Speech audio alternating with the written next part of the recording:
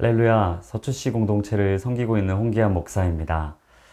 예수님께서는 이 땅에 오셔서 십자가라는 사명과 비전을 완수하셨습니다. 어떻게 그 십자가의 고난의 길을 완성하실 수 있었을까요? 그것은 바로 기도라는 거룩한 습관이 있으셨기 때문입니다.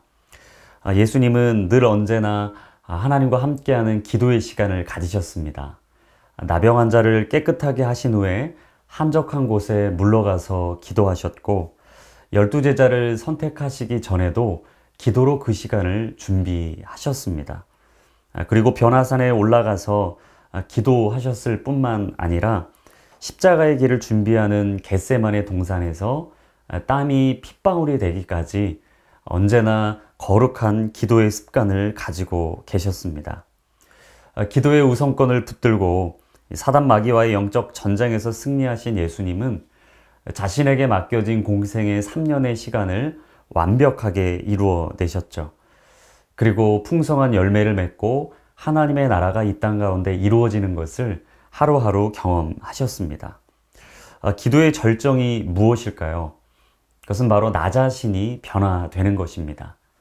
이기적이었던 내 마음이 꺾이고 나의 의가 꺾이고 죄된 과거의 습성이 뿌리가 뽑히고 또 세상을 바라보는 시선이 하나님의 관점으로 바뀔 때 비로소 우리 인생에 영적인 지각 변동이 일어나는 것입니다.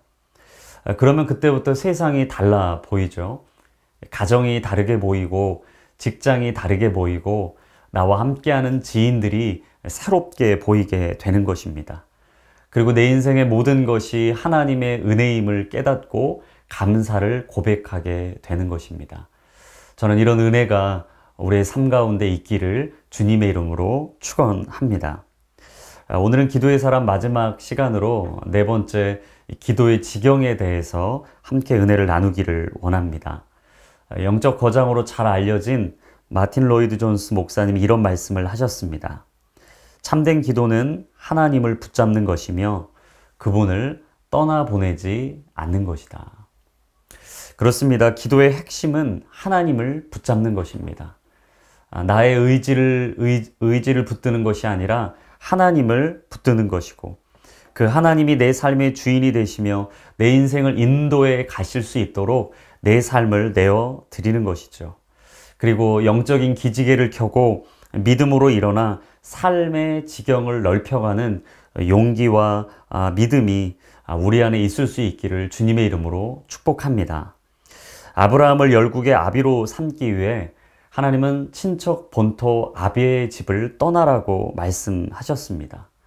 야곱을 이스라엘로 바꾸기 위해서 고독하고 외로운 시간을 감당하게 하셨죠. 요셉의 인생은 어떻습니까? 13년이라는 외롭고 고된 혹독한 훈련의 시간을 감당하고 나서야 애굽의 총리로 세우셨습니다. 그리고 모세는 40년이라는 광야의 시간을 다 보내고 나서 비로소 진정한 이스라엘의 지도자로 거듭나게 되었습니다. 사랑하는 여러분, 편하게 살겠다고 기도하는 것이 아니라 의미 있게 목적 있는 삶을 살게 해달라고 기도하십시오. 안전지대에 머물러 편안한 삶을 사는 것이 우리의 소명이 아닙니다. 의미와 목적을 가지고 하나님의 비전과 사명을 향해 달려갈 수 있는 것, 그것이 바로 하나님이 우리를 이 땅에 보내신 진정한 소명인 줄로 믿습니다. 끝없이 인간은 성공을 원합니다. 하지만 하나님은 승리를 원하십니다. 세상은 우리에게 재미를 이야기하지만 하나님은 오늘도 우리 인생에 의미를 찾고 계십니다. 세상은 눈에 보이는 것이 전부라고 말하지만 하나님은 그 안에 담겨 있는 본질을 중요하게 생각하십니다. 저는 오늘도 우리의 삶이 하나님의 나라와 그 영광을 위해 온전하게 쓰임받을 수 있기를 주님의 이름으로 축복합니다. 성경 인물 중에 중보 기도하면 생각나는 대표적인 두 명의 인물이 있습니다. 바로 아브라함과 모세입니다. 창세기 18장에 보시면 소돔과 고모라를 두고 하나님과 끝없이 기도로 씨름하고 있는 아브라함을 발견하게 됩니다. 하나님께서 그 땅에 죄악이 가득하다고 이제는 그 땅을 심판하겠다고 말씀하셨을 때 아브라함은 그 땅을 위해 중보 기도했습니다. 하나님, 이 땅을 용서해 주십시오. 의인이 50명, 40명, 30명, 아니 10명만 있더라도 이 땅을 용서해 주십시오. 결국 의인 10명이 있어도 그 땅을 용서해 주시겠다는 하나님의 약속을 받아냈습니다. 출애굽기 32장에서는 우상 숭배로 인해 심판의 경고를 받았던 이스라엘 민족을 향해 중보 기도하고 있는 모세를 보게 됩니다. 출애굽기 32장 31절과 32절입니다. 그리하여 모세는 여호와께 돌아가 말했습니다. 오, 이 백성이 엄청난 큰 죄를 지었습니다. 자기들을 위해 금으로 신을 만들었습니다. 그러나 이제 그들의 죄를 용서해 주십시오. 용서해 주시지 않으신다면 부디 주께서 기록하신 책에서 내 이름을 지워 버리십시오. 얼마나 애절한 고백입니까? 모세의 간절한 이 고백을 하나님께서 들으셨습니다. 사랑하는 여러분, 중보기도는 세상을 변화시키는 크리스천의 경쟁력입니다. 우리가 기도하면 가정이 변화되는 것이죠. 우리가 직장을 놓고 중보기도하면 그 직장의 문화가 바뀌고 세상이 바뀌게 되는 것입니다. 우리가 공동체를 놓고 기도할 때 우리 공동체의 연약한 지체들이 하나님의 말씀으로 세워지고 하나님의 꿈을 꾸고 하나님의 나라와 영광을 위해 우리 공동체는 더욱더 힘차게 나아가게 될 것입니다. 열방을 놓고 기도할 때 하나님을 몰랐던 영혼들이 하나님의 복음을 듣고 다시 주께로 돌아오는 꿈, 그것이 바로 저와 여러분들의 꿈이 될 수 있기를 간절히 소원합니다. 하지만 이 중보기도가 쉽던가요? 아닙니다. 기도한다는 게 쉽지가 않습니다. 정말 지치고 힘들어서 이 중보기도하는 것을 포기하고 싶을 때가 너무나 많습니다. 그래서 E.M. 바운즈 목사님은 기도가 중노동이라고 이야기를 했습니다.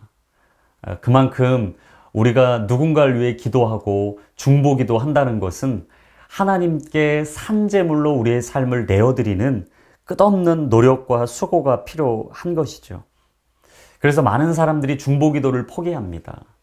실제로도 교회에서 이 중보기도 팀을 모집하려고 하면 많은 성도님들이 그 팀에 지원하지 않는 것을 보게 됩니다. 사랑하는 여러분, 기도의 자리를 끝까지 지키십시오. 여러분의 그 기도로 살아날 가정, 직장, 교회, 그리고 열방을 포기하지 마십시오.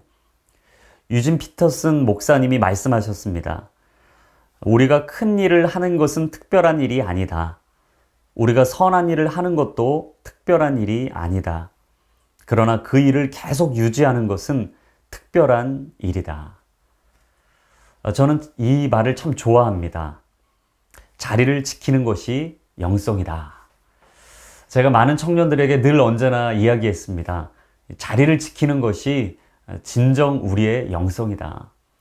우리에게 허락하신 가정을 지키고 또 우리에게 맡기신 직장의 자리를 지키고 또 우리에게 허락하신 믿지 않는 자들을 섬기는 것, 그게 바로 오늘 우리에게 주어진 영성이라는 것이죠. 하나님께서 우리에게 맡기신 자리를 끝까지 지키십시오. 우리는 더 많이 가져야 만족하는 사람들이 아니라 더 많이 비워낼 때 풍족해질 수 있는 존재입니다. 잃는 것이 있다면 얻는 것이 반드시 있습니다. 녹슬어 없어지기보다는 닳아 없어지기를 원했던 조지 히필드 목사님의 고백처럼 오늘 우리의 인생이 녹슬어 없어지는 것이 아니라 닳고 닳아서 예수님을 위해 또 우리 주변에 있는 많은 사람들을 위해 온전히 쓰임받는 거룩한 주의 축복의 통로 될 수 있기를 간절히 소망합니다. 마지막으로 조동아 시인이 쓴 나 하나 꽃피어라는 시를 읽어드리고 이 강의를 마치려고 합니다. 나 하나 꽃피워 풀밭이 달라지겠느냐고 말하지 말아라. 내가 꽃피고 나도 꽃피면 결국 풀밭이 온통 꽃밭이 되는 것 아니겠느냐. 나 하나 물들어 산이 달라지겠느냐고도 말하지 말아라. 내가 물들고 너도 물들면 결국 온 산이 활활 타오르는 것 아니겠느냐. 나 하나쯤이야 라는 안일함이 있을 때가 있죠. 하지만 나 하나 꽃피워 온 열방이 변화되고 새로워지는 것, 그것이 바로 우리의 믿음의 고백이 될 수 있기를 원합니다. 하나님의 꿈을 꾸십시오. 그리고 그 비전을 향해 달려가십시오. 그냥 던져져 떠내려가는 것이 아니라 불꽃처럼 퍼져가는 우리의 인생이 될 수 있기를 간절히 소원합니다.